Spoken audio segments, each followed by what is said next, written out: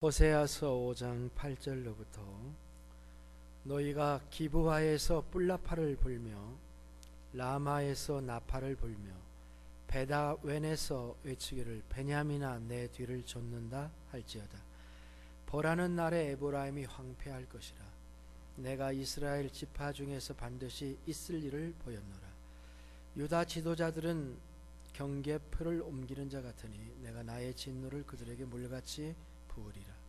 에브라임은 사람의 명령 뒤따르기를 좋아하므로 학대를 받고 재판의 압제를 받는도다. 그러므로 내가 에브라임에게는 좀 같으며 유다 족속에게는 썩이는 것 같도다.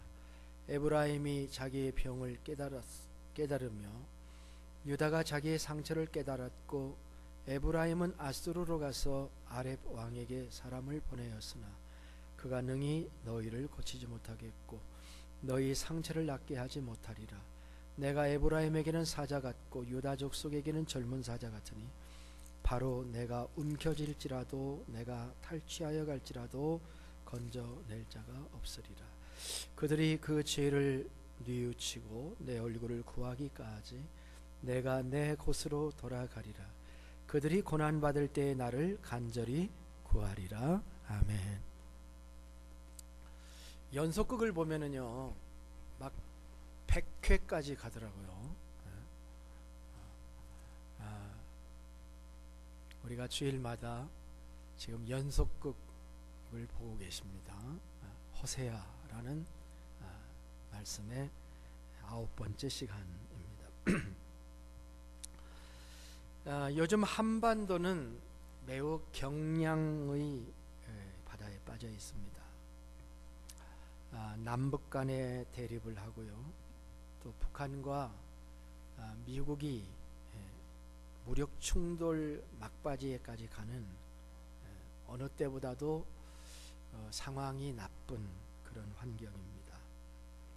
그런데 호세아서를 공부하면서 오늘 본문의 상황이 너무도 한국 상황하고 정확하게 맞아떨어진다라고 하는 것을 이렇게 느끼게 됩니다. 남쪽 유다, 북쪽 이스라엘, 그리고 강대국 아수르, 이런 것들이 오늘 본문의 시대입니다.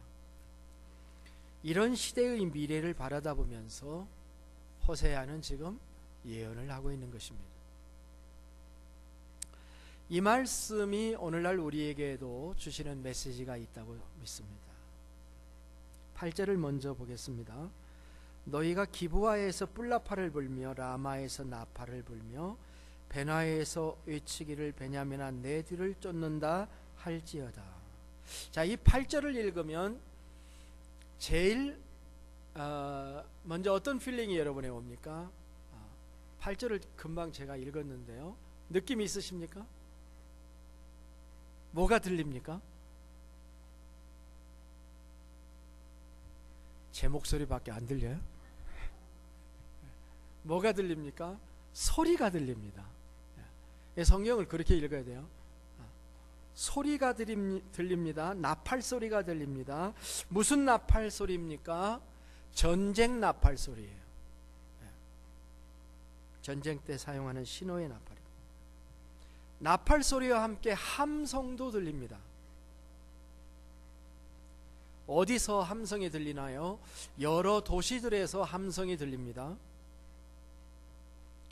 기브아도 있고 라마도 있고 벳아웬, 지난 앞에서 벳아웬은 베델이라는 지명이다 이렇게 얘기를 한 적이 있죠. 다 북왕국 도시의 이름들입니다. 그리고 곧 뒤에 이어서 전쟁이 베냐민 땅에 확산됩니다. 베냐민은 북왕국 바로 밑에 있는 남왕국 지파죠. 따라서 베냐민아 내 뒤를 쫓는도다 라고 하는 말은 전쟁이 일어나 북왕국을 삼키고 나중에는 남왕국도 삼킬 것이다 라고 하는 점을 예고하고 있는 말씀입니다. 전쟁이 주변을 휩쓸 것이라는 얘기를 하는 거죠. 전쟁은 한 지역만의 전쟁이 될 수가 없는 거죠. 그러나 메인은 역시 북왕국입니다. 9절에 그렇게 설명되어 있죠. 벌하는 날에 에브라임이 황폐해질 것이라. 내가 이스라엘 지파 중에서 반드시 있을 일을 보였노라. 앞에서 말한 것처럼 에브라임은 별명입니다. 북왕국의 별명이에요. 에브라임은 요셉의 두 번째 아들이잖아요. 근데 그가 한 지파가 되고 그 에브라임 지파에서 나온 여로보암이 북왕국을 만드는 일에 주도적인 역할을 했기 때문에 북왕국은 흔히 에브라임이라고 불려지기도 했던 것이죠. 지금 호세아는 에브라임을 벌하시는 날에 대해서 이야기를 하고 있고, 그날에는 북왕국뿐만이 아니라 남왕국에도 전쟁이 미친다는 말을 하고 있는 것입니다. 그러니까 8절 9절을 정리해 보자면 북왕국 에브라임을 멸망시킨 대적이 남왕국 베냐민에게도 침입하게 될 거라고 하는 급박한 경고의 외침을 남북 왕조에게 지금 호세아가 보내고 있는 것입니다. 자, 여기서 근본적인 질문을 하나 하겠습니다. 왜 하나님은 남쪽 유다는 유다대로, 북쪽 이스라엘은 이스라엘대로 벌을 하시는 하나님이십니까? 그게 10절 11절에 설명이 되어 있는데 이렇습니다. 유다 지도자들은 경계표를 옮기는 자 같으니 내가 나의 진노를 그들에게 물같이 부으리라. 에브라임은 사람의 명령 뒤따르기를 좋아하므로 학대를 받고 재판의 압제를 받는도다. 유다의 죄는 무엇인가? 유다의 죄는 경계표를 옮기는 것과 같다, 그렇게 얘기를 했어요. 경계표, 영어로 하면 바운다리 스톤이거든요. 경계석. 내 땅과 다른 사람 땅 사이를 옛날에는 어떻게 구분을 했을까요? 지금은 측량해 주는 사람들이 있잖아요, 그죠? 근데 옛날에는 내 땅과 다른 사람의 땅 사이를 정하는 그 사이에다가 돌을 놓는 게, 그게 경계석입니다. 그래서 모세 율법에는 경계표를 옮기지 말아라, 경계표를 옮기는 자는 저주를 받을 것이다 라고까지 기록이 되어 있습니다. 이것은 타인에게 속한 땅을 불법적으로 취하려는 도둑질과 같은 그런 죄악이었기 때문입니다. 십계명의 10번째 계명이 탐심이잖아요. 탐심. 십계명을 다 통과했는데 마지막에 와보니까 탐심인데 제일 어려워. 하나님이 각 지파에게 땅을 공평하게 나누어 주셨는데 이제 저들이 서로 땅 따먹기를 하고 있어요.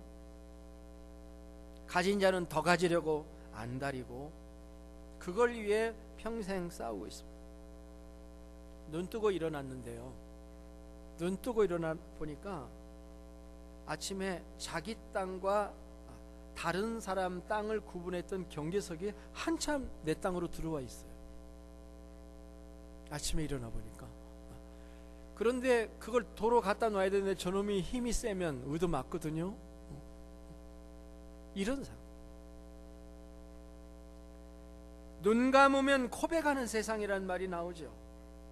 이것이 사회 전반적으로 만연하게 되었고 국가 전반적으로 일어나게 되었기 때문에 남왕국을 하나님께서 가만두지 않으시겠다는 얘기예요. 북왕국은 그러면 어떻습니까? 북왕국 에브라임의 죄는 좀 다르게 묘사되어 있습니다. 사람의 명령 따르기를 좋아하는 것이라고 설명을 했습니다. 무엇이 문제인가요? 실내 온도를 좀 올려주셔서 감사합니다. 따뜻하네. 잠시. 북왕국 에브라임의 죄는요, 뭐가 문제인가요? 사람의 명령 따르기를 좋아하는 것. 이게 도대체 뭔 말인가? 말씀의 포인트는 하나님의 백성이 하나님의 명령을 따라야 되는데 사람의 명령을 따른다, 그런 말입니다. 아마도 이 말은 북왕국을 건설했던 건설 초기에 백성들이 여로보암을 왕으로 내세우고 북왕국을 건설했던 것을 이야기하는 것처럼 보입니다.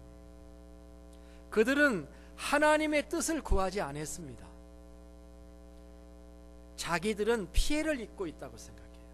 유다 지파와 베냐민 지파에 의해서 우리 지파는 피해를 입고 있다라고 생각했어요. 왜냐하면 베냐민 지파에서는 사울 왕이 나왔고요, 유다 지파에서는 다윗과 솔로몬 왕이 나왔어요. 그런데 12지파에서 나머지 10지파인 자신들은 피해를 받고 있다는 생각을 하게 된 거예요. 그래서 출애굽할 때에 공헌한 요셉의 아들 중에 하나인, 요셉이 없었으면 출애굽 못했잖아요, 그죠? 애굽에 오지 못했잖아요. 그러니까 그 아들 중에 하나인 에브라임 지파에서 왕을 세워가지고 북왕국을 건설하고 단과 베델에다가 금송아지를 세우고 새로운 나라를 건설했던 것입니다. 그런데 이것이 하나님의 명령을 따른 게 아니고 사람의 명령을 따른 것이라 이렇게 얘기를 하고 있습니다. 그렇게 해서 새 나라가 탄생하게 된 것입니다. 그런데 더 정의로운 나라가 되었나요? 아닙니다. 더 악화되었다고 얘기를 하고 있는 것입니다. 새로운 형태의 학대와 압제가 생겨났을 뿐이라는 것을 지적하고 있는 것입니다. 북왕국은 남왕국보다 더 상태가 심각해져서 하나님께서 북왕국에서부터 심판을 시작하시게 되었다라고 하는 이야기를 하고 있는 겁니다. 자, 우리 한국으로 한번 와 보십시다. 대한민국과 주변 상황은 어떻습니까? 오성훈 목사라고 하는 그 PN4N이라고 하는 단체를 이끌고 있는 대표이신데, 이분에 의하면 북한 전역에 김일성, 김정일 그 일가를 숭배하기 위해서 만들어 놓은 우상물 말입니다. 동상, 그 다음에 우상화 조형물, 혁명화 사적지, 그게 몇 개가 있냐면 87,000개가 있대요. 북한 전역에. 사람들이 잘 볼 수 있는 곳에는 어김없이 수령님의 동상이 서 있고 사적비가 있고, 옛날에 여기를 방문했다고. 또 충성구호 나무, 그게 뭔지 잘 모르겠어요. 충성구호 나무가 있다고 합니다.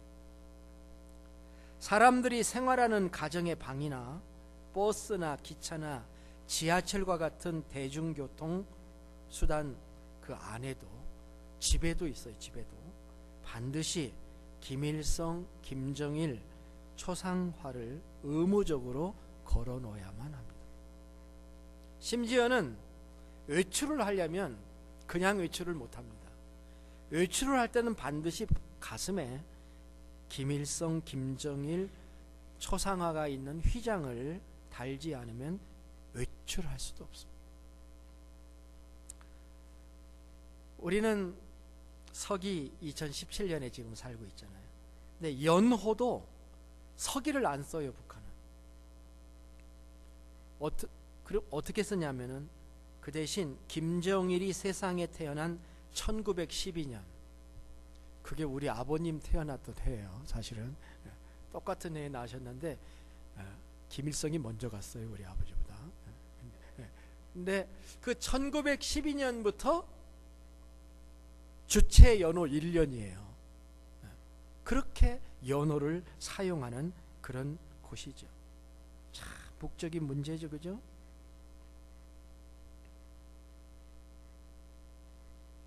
근데 주민들은요 정말 거기에 빠져 있어요. 통역자에게 좀 미안하지만 이 얘기를 좀 넣어야 되겠어요. 뭐냐면은 이북에서 그 미녀 응원단이 한번 남쪽에 내려온 적이 있어요.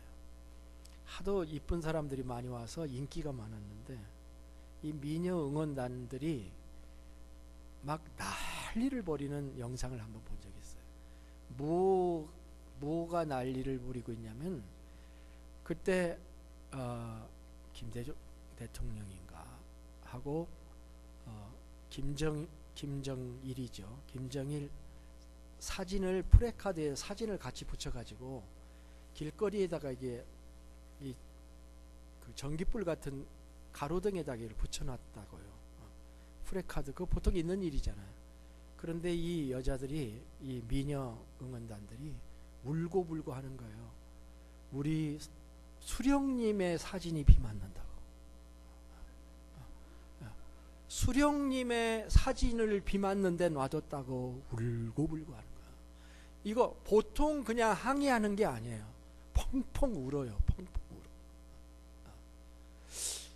이게 지금, 그러니까 너무도 이 북쪽이 문제다 하는 그런 생각을 하죠. 이건 김정은만 문제가 아니라 지금 북한 백성들이 다 이런 생각을 하고 살고 있는구나. 이게 참 충격이에요. 근데 남쪽은 어떻습니까?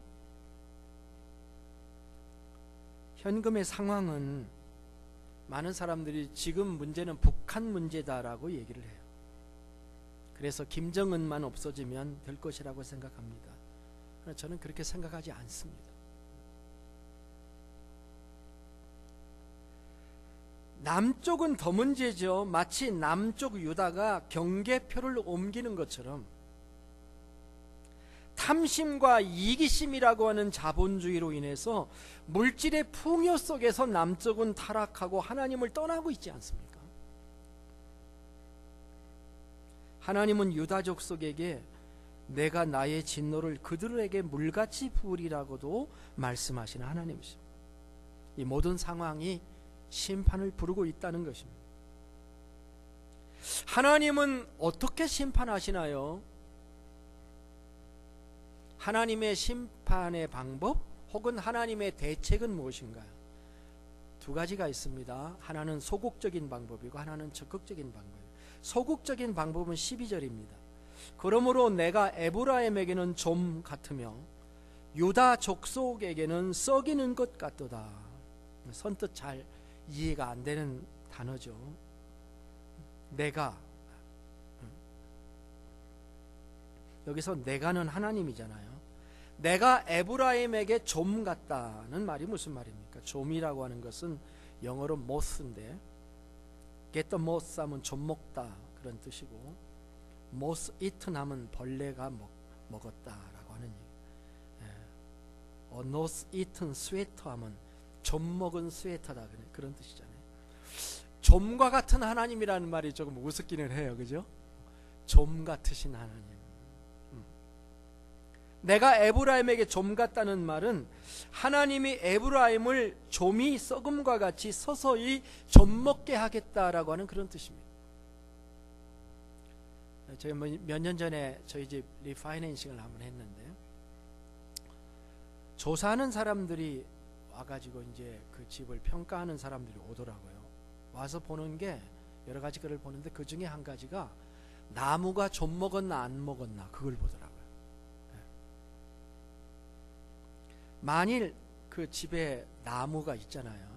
콘크리트 위에 다 나무가 있는데 나무가 좀을 먹었으면 집값이 형편없이 추락을 한다. 그래서 다 둘러보고 좀은 안 먹었네요 그러고 갔어요. 근데 눈에 잘 안 보이는 거죠. 좀 먹는 게 하루아침에 어제는 안 했는데 오늘 좀 먹었다가 아니잖아요. 서서히. 전도서에 게으른 적 석가래가 내려앉고 손을 놓은 적 집이 새느니라. 석가래가 내려앉고 집이 새는 게 하루아침에 새는 게 아니라 조금씩 부지런히 살펴서 관리하고 보수하지 않으면 안 되는 거잖아요. 하나님의 말씀을 불순종하고 말씀대로 살지 않는 것이 어떤 때는요, 그렇게 사는 사람하고 별로 다른 것이 없는 것처럼 보인다고요. 기도해도 기도 안 한 사람하고 기도한 사람하고 아무 차이 없는 것처럼 보일 때도 있고, 그렇잖아요. 그러나 사실은 불순종의 길은 서서히 조미 먹으면서 망해가는 길이다라고 하는 거예요. 이것은 유다에게도 마찬가지입니다. 12절에 유다 족속에게는 썩이는 것과 같도다, 다른 표현이에요. 썩인다는 것은 rottenness인데요. 여러분, 사과를 아무리 좋아해도 썩은 사과를 먹을 수는 있다 없다? 썩은 사과를 먹을 수는 없어요. Rotten Tomatoes라고 하는 영화를 평가하는 그 사이트가 있어요. 저도 가끔 어떤 영화가 하나 들어오면 그 사이트에 가서 그 영화를 보면 그 리뷰가 쫙 나와요. 그 영화가. Rotten Tomatoes라고 하는 이 말은 원래의 뜻은 타락한 사람이라는 그런 뜻입니다. 하나님이 유다를 이렇게 썩게 하시겠다는 거예요. 그렇게 보면 이 세상이 썩어 있는 것도 하나님의 섭리와 관계가 있는 것이구나, 이렇게 생각해 볼 수 있어요. 하나님이 좀 먹게 하고 썩게 하시겠다고 하는 것입니다. 이것은 일종의 심판입니다. 세상의 모든 것이 영구한 것처럼 보일지 몰라도 하나님은 그 모든 것을 다루시는 분이십니다. 영구한 줄로 알고 추구했던 모든 것들이 하루아침에 좀 먹고 썩어서 쓸 수 없는 것이 되었다는 것을 깨달으면 얼마나 허무할까요? 그렇죠? 버려야 돼. 그런데 13절을 보면은 에브라임과 유다에게 놀라운 사건 하나가 생겼는데 그것은 뭐냐면 저들이 자기가 병들었다는 것을, 상처가 생겼다는 것을 깨닫게 된 것입니다. 잘된 거죠. 자기 내가 병들었다는 것을 깨달아야 문제 해결에 가깝게 되는 것입니다.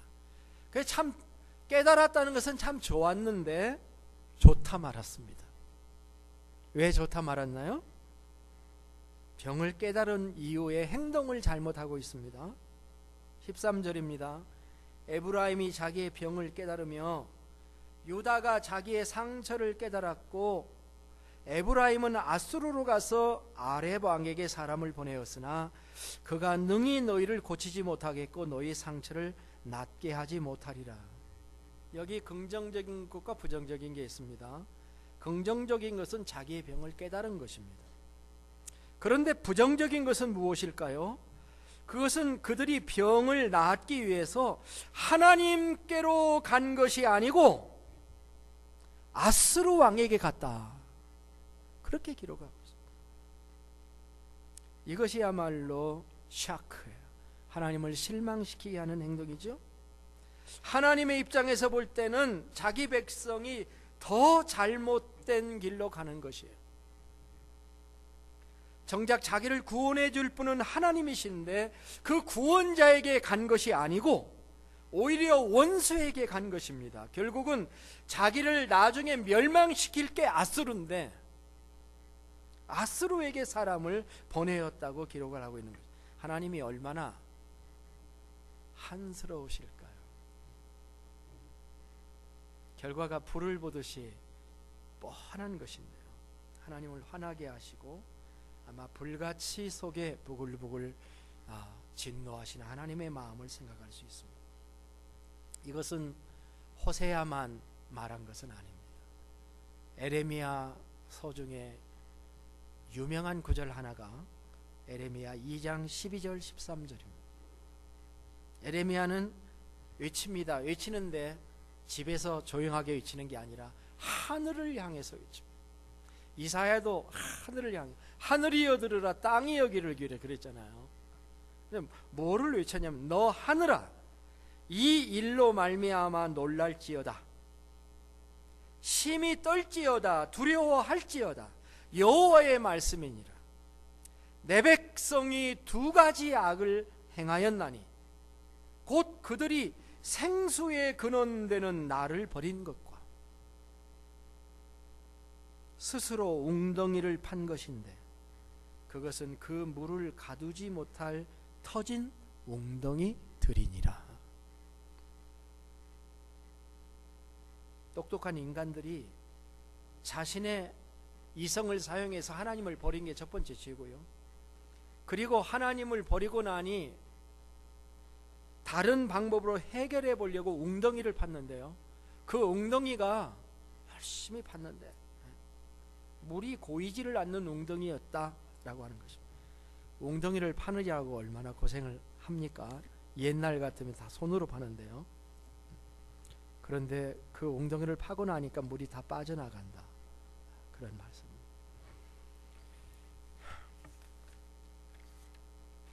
이런 고생들을 인간들이 하고 있다라고 하는 것입니다. 하나님을 떠난 것도 모자라서 다른 웅덩이를 팠는데 하루아침에 물거품이 되는 상황입니다. 바로 이런 상황에서 하나님께서 뭐라고 말씀하시냐면 14절에서 이렇게 얘기합니다. 내가 에브라임에게는 사자 같고 유다 족속에게는 젊은 사자 같으니 바로 내가 움켜갈지라 내가 탈취하여 갈지라도 건져낼 자가 없으리라. 내가라는 말을 3번이나 반복해서 자신이 앞으로 할 행위를 사자에 비교를 하십니다. 앞에서는 좀과 썩이는 것으로 대처하시는 하나님이신데 적극적인 방법으로는 이제는 사자로 묘사를 하고 있습니다. 사자의 어떤 모습인가요? 움키는 모습, 탈취하는 모습입니다. 아주 강렬한 모습이죠. 먹이를 갈기갈기 찢는 사자처럼 하나님의 심판이 공격적이고 과감하다는 사실을 상징하기 위해서 이렇게 표현하고 있는 것입니다. 그런 하나님의 심판 앞에서 누가 능히 건져냄을 받을 수가 있겠습니까? 아무도 없다는 것입니다. 때로 많은 사람들은 하나님을 사랑의 하나님으로만 생각할 수가 있습니다. 그러면서 다른 한 사이드는 무시합니다. 하나님은 종이 호랑이다라고 생각을 합니다. 우리를 사랑하기 때문에 우리 아무것도 할 수 없는 종이 호랑이다. 아닙니다. 하나님은 만왕의 왕이시고 만주의 주이시고 모든 군대의 하나님이십니다. 군대가 장난이 아니에요. 그분은 소극적으로도 일하셔요. 좀이 썩는 것처럼 기다리시는 거죠. 어떻게 보면 인내하시는 거예요. 적극적으로도 일하시는 하나님. 우리 앞에서 하나님은 우리를 잘 보시고 우리는 하나님 앞에 우리의 존재가 다 드러나요. 속일 수가 없어요. 하나님 앞에서 아무도 자신의 본심을 감출 수가 없습니다. 그를 두려워하는 것이 하나님을 경외하는 거예요. 우리는 이런 믿음으로 살아야 됩니다. 자, 하나님은 사자같이 임하실 것이다 라고 말씀하시는데도 여전히 하나님은 감사한 것은 그것을 계속 지연시키고 계십니다.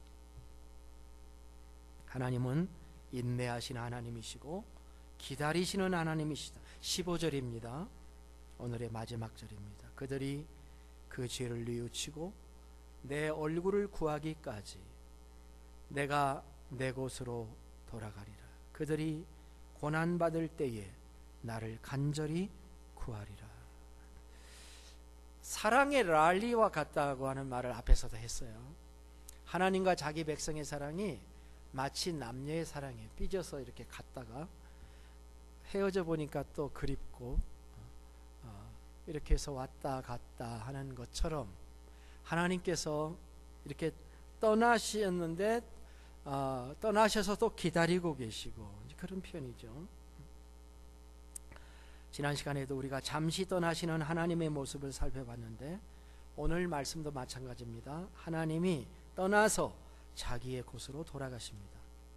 그런데 그 돌아가심은 완전히 떠나심이 아니고 다시 돌아올 것을 기다리면서 떠나시는 하나님이십니다. 여기서 두 가지 포인트가 있습니다. 첫째는 하나님은 어디로 떠나실까라고 하는 것입니다. 내가 내 곳으로 돌아가리라 이렇게 말씀했습니다. 하나님은 이 돌아가신다는 내 곳은 어디일까? 어떤 분들은 하늘이다라고 얘기를 하고요. 어떤 분들은 지성소다라고 생각을 해요. 두 가지를 합하면 하늘의 지성소가 되겠죠. 아마도 하나님이 현장을 떠나시는 이유는 인간들의 마음속에 더 이상 머물 곳이 없어서 떠나시는 것일 거예요. 마치 예수님이 베들레헴에서 방이 없음, no room이라고 붙여 있는 것처럼 인간의 마음 속에, 자기 백성들 속에 머물 자리가 없다. 내가 설 자리가 없네 라고 생각하면 떠나죠.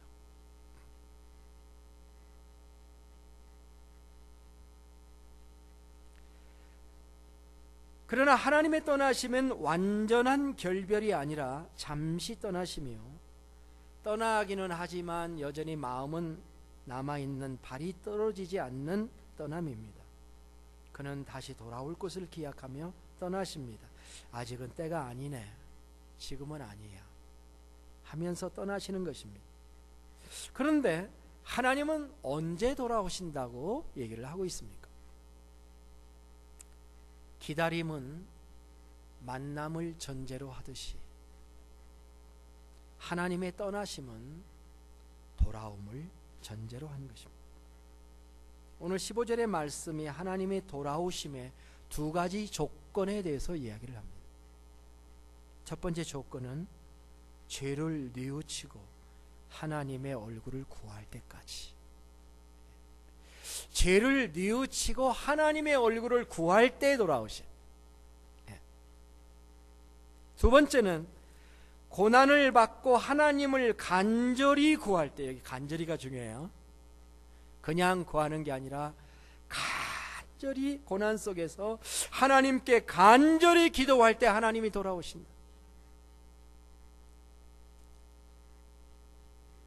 정말 간절히 기도하십니까? 많은 사람들의 기도가요, 하나님 이것을 응답해 주세요 하고 기도할 때 안 되면 말고요.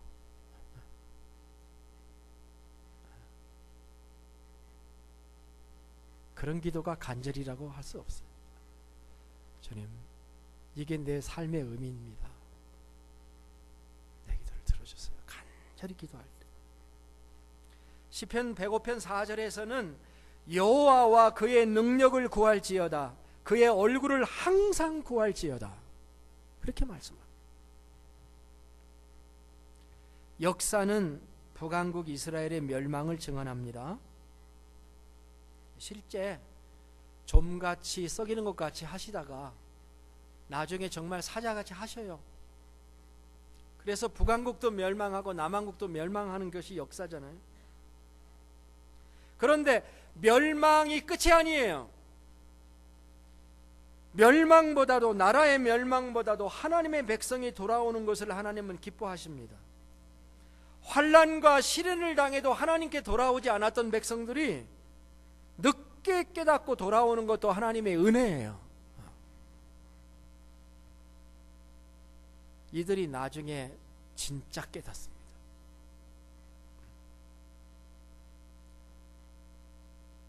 얘기를 들어봐야 진짜 깨달았는지 안 깨달았는지 알 수 있죠. 사람들의 말은 잘 들어봐야 돼요. 목사님, 이제 제가 결심하고 이것을 할 겁니다. 잘 들어봐야 돼. 진짜 할 건지 안 할 건지, 정말 그 결심이 뭔가 깨달음을 통해서 얻어진 결심인가 하는 것을 잘 들어봐야 되죠. 근데 이스라엘 백성들이 지금 깨닫고 그들이 하는 말을 들어보면 알아요. 그런데 그들이 하는 말이 뭘까요? 이건 예고편입니다. 지금부터 하는 거는 예고편인데 6장 1절부터 3절 한번 보세요. 자, 이 5장 마지막 절하고 5장 마지막 절에서 6장으로 넘어가는 이 부분이 굉장히 중요해요.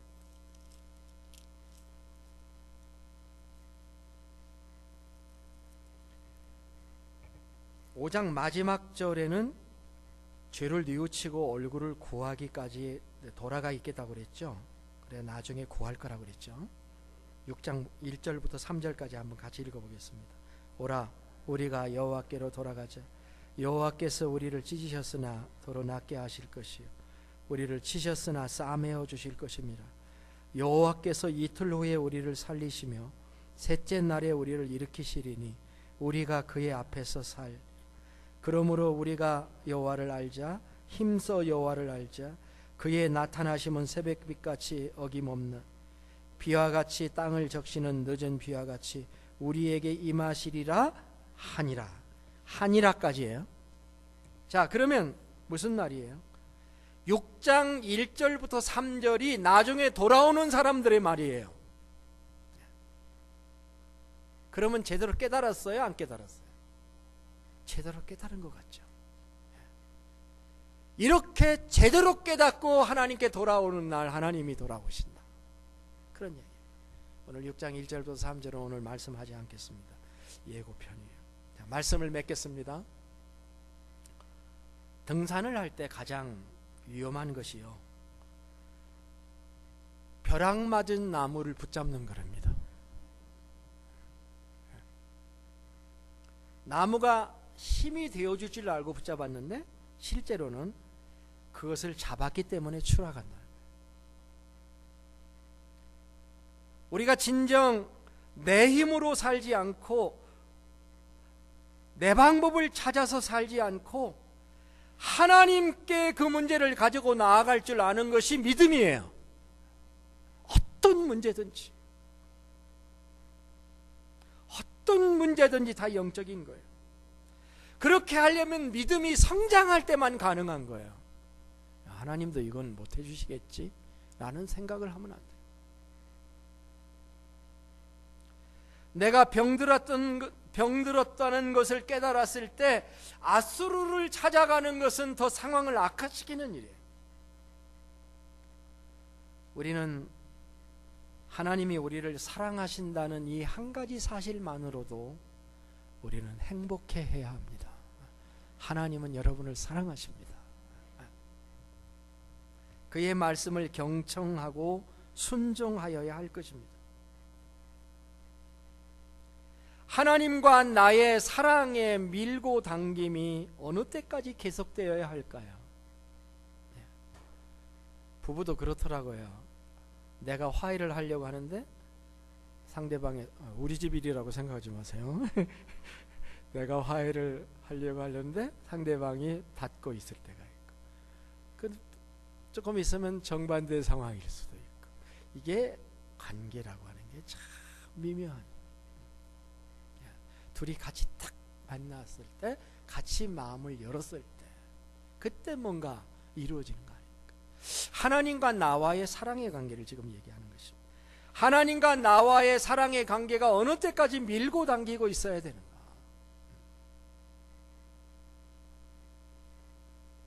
더 매맞기 전에, 더 상처가 깊어지기 전에 하나님의 부름에, 주님의 말씀에 응답하시기를 주의 이름으로 축복합니다. 그것이 우리의 살 길이에요. 잠깐 기도하겠습니다.